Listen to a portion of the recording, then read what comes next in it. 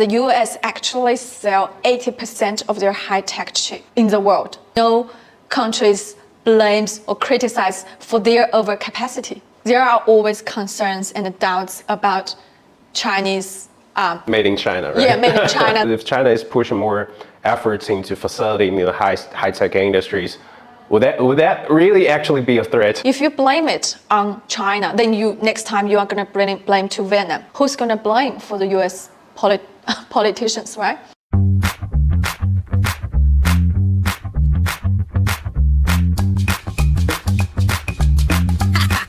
So what up, ladies and gentlemen? Welcome to this new episode of BizBate, a show focusing on discussing and exchanging of ideas on international agendas related to China. With the rising attention paid to China global-wise, we've seen oceanic pieces of information about China posted every day on the internet. We intend to select some of the most controversial ones, and we invite some of the experts in international relations to have a discuss about them. Like today's topic is China's EV industry. Fairness, an essential word in all aspects of our life, trade, laws, education.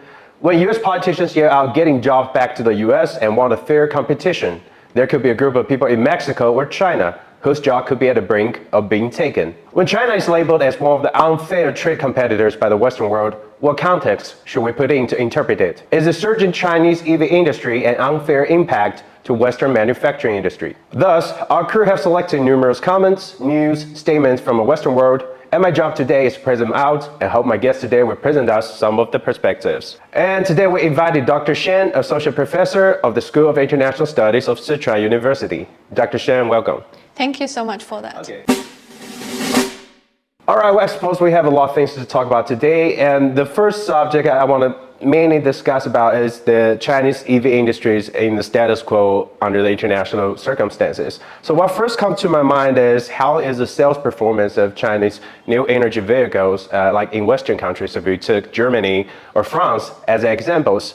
And I have some data here. In German, Der Spiegel reported on June say that a recent survey showed that 42% of the respondents are considering Chinese brand cars such as BYD as their next new car. And I think that's an increase of 12 points from half a year ago. And also in France, China imports of new energy vehicles increased by 290%. We can see that the enthusiasm of the EU citizens, but if we see the real sales volume, we can see that in Germany, it sells like 40,000 units in 2023. If we look at total sales of vehicles in Germany and France, that is relatively like 3 million and 2 million units.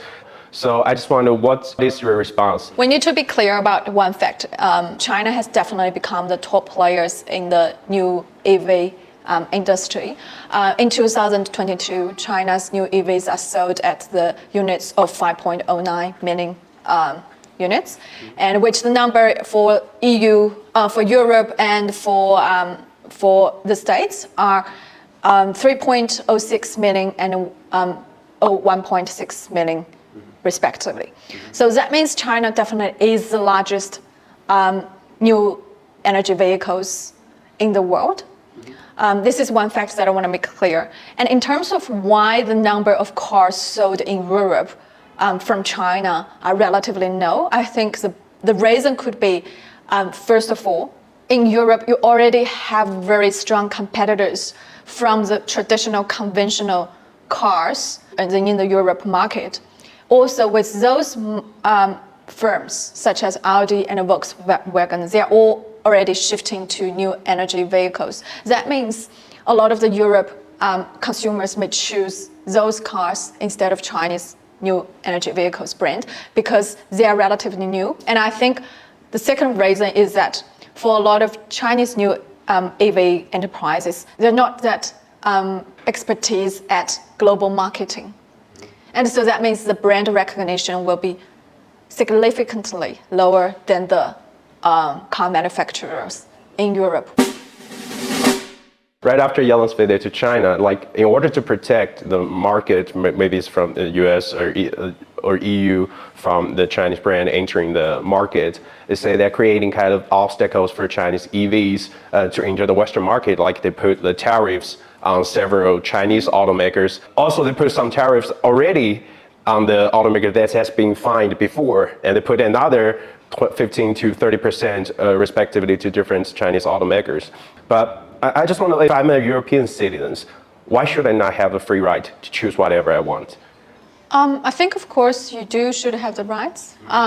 But of course, at some point, each government would definitely subsidize their own industries. So it might be a very explicit way to encourage their consumers to choose the cars, new EVs from their own country. But I think definitely a lot of the governments do push to their industries to embrace new EVs. So in a way that explicitly you don't see the differences between governments to local EVs, but implicitly you will see the differences or different policies or different boost policies towards cars from different countries. So are you meaning that is another kind of protectionism?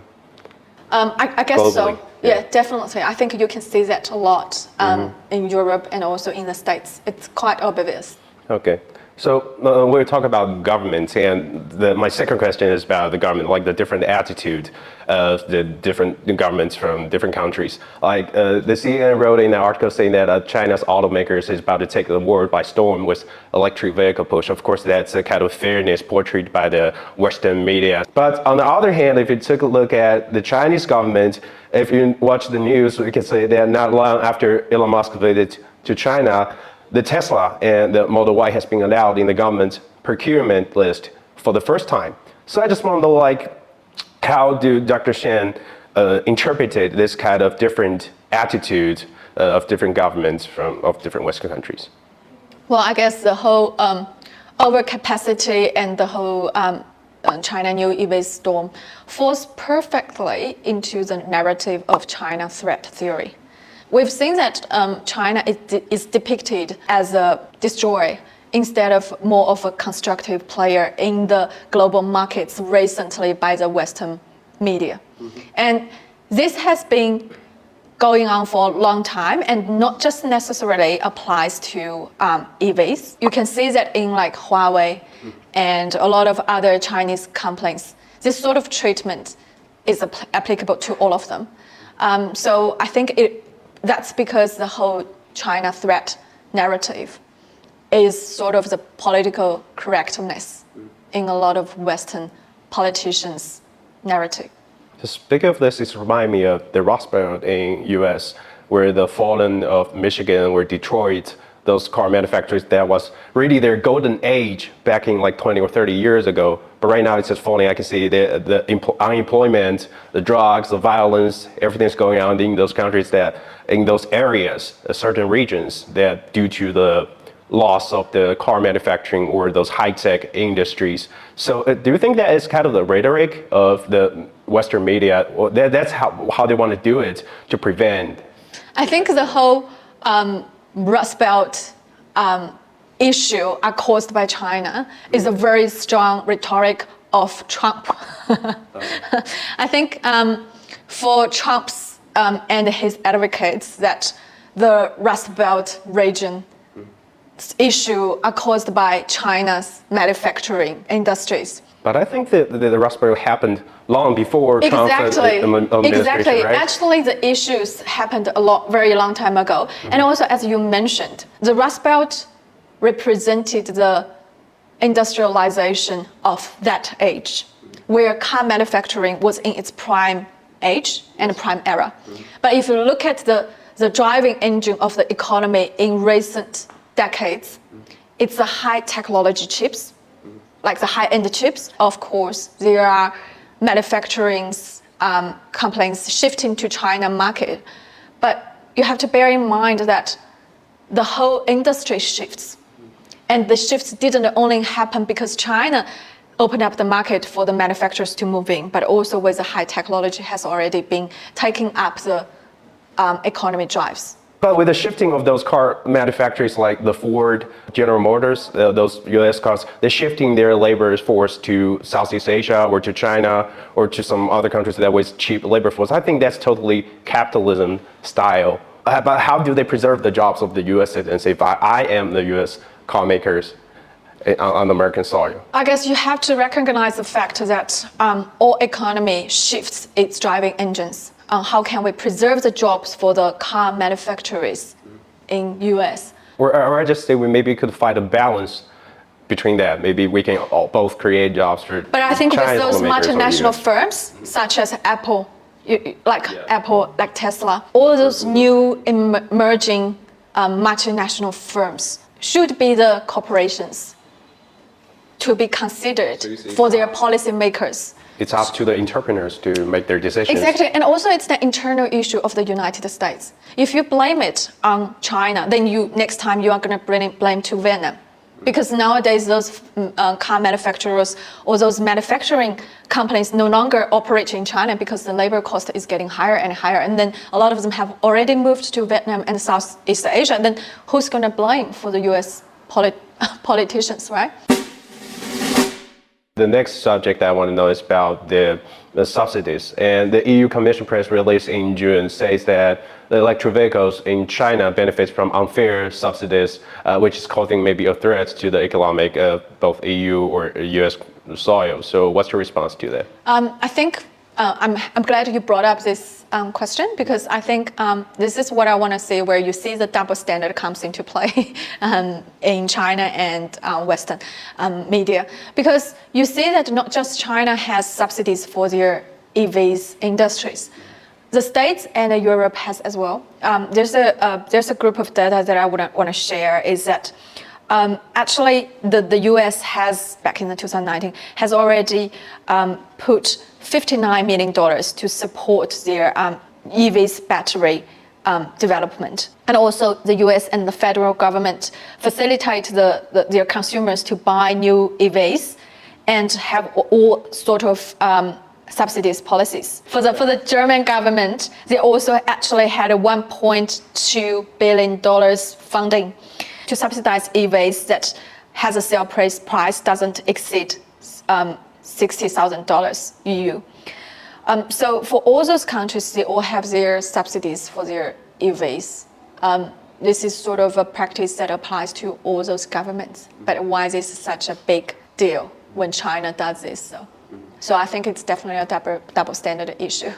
Speaking of the double standard narrative, and I would like to bring up the overcapacity narrative as well, because you know that the US actually sell 80% of their high-tech chip in the world, and no one or no countries blames or criticize for their overcapacity. So what is the definition when you speak about overcapacity? So it has to be in certain context when we will tell the world who is I think actually... the context is that when China sells a large amount of their high technology products to the world, then that's over capacity.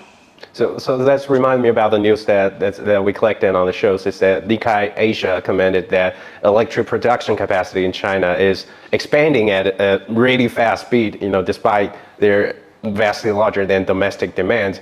They kind of fanning the fears, says that they will export vehicles abroad at cutthroat discounts. That's maybe it's an economic question, because the more we produce, the cheaper we are.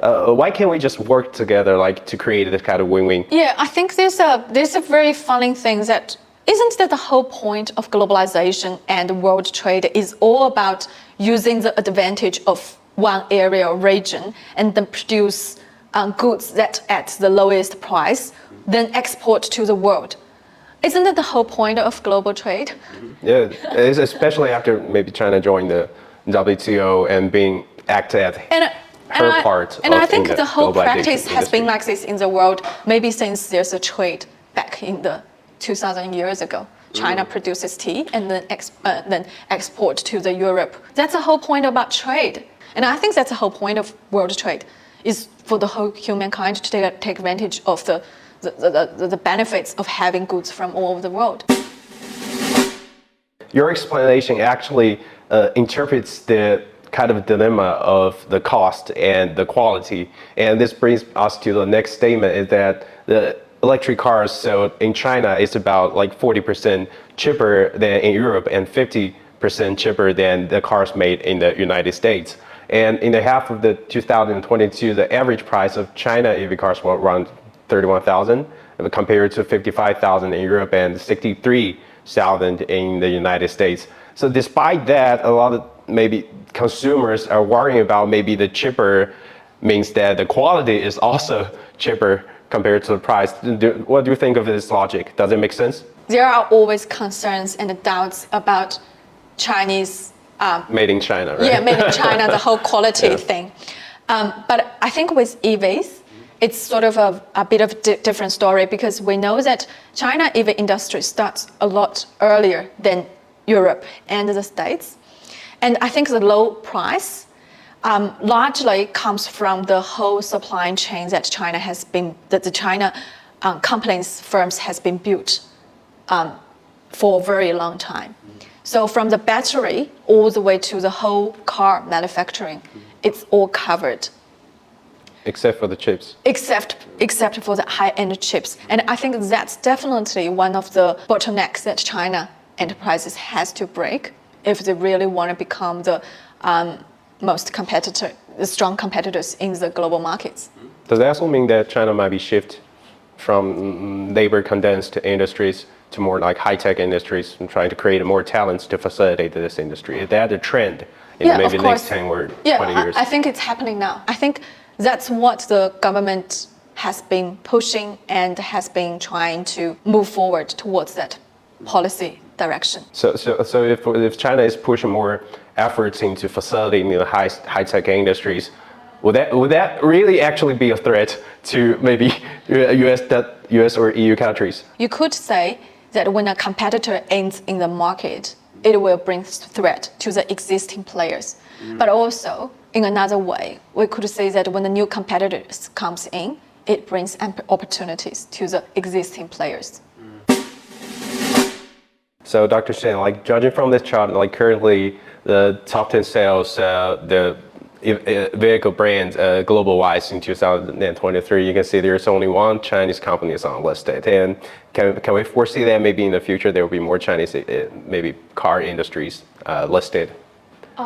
Of course, I think as long as the world is shifting to new energy, as long as the new energy vehicles are continuing to be the use as a clean energy technology that we use to drive our cars. But of course, we have to bear in mind that not all markets have the same rate to accept EVs. For example, I think for countries like Australia, for their government, they may want to shift to clean energy for the EVs. But you have to bear in mind that that's a country with 7 million kilometers of land size, but with only 20 million population. So for them, I think building the charging posts and building the whole infrastructures that is suitable for EVs proliferation could be actually harder than in China. And it's a lot easier for China market to embrace EV than Australia because of the different situation. And it's not profit oriented. Like if I want to build like electric charging posts in Australia, like that would be more costly because there are not many people that can use it at the same time, right? Exactly, of course. What about EU? Of course, I think Europe is another very good region to push for the EVs, and that's what's been happening, right? It has a very good infrastructure in general for all, even for petrol cars, but also for Europe region, you could see all the cities are very close to each other. Yeah. So for them, you can pass freely, right? Yeah, you can pass freely, cross-border, yes. And it's also very populated as well. And also, of course, I think Europe definitely one of the regions that highly values clean energy and the sort of the goal to meet the carbon emission. I think especially under the global crisis between maybe Russia and Ukraine, all those energy crises may cause the petrol soaring to. And I think yes, for Europe, prices for their unaffordable, right? Exactly, for their geopolitical benefit for Europe. So maybe that's a problem, is that EU is a really, really good market for EV cars, and China is making good EV cars. That's why they want to prevent China from entering the market, because they want to facilitate their own companies on the soil. I think that could be a point, definitely. Yeah. That's logic, yeah, because right? also for the Europe, for EU, they would think that they've already had the competitive advantage in their car manufacturing back for the very long time. So the only problem is that they started late, so they want to sort of give the space for their EV industry more space and time to grow.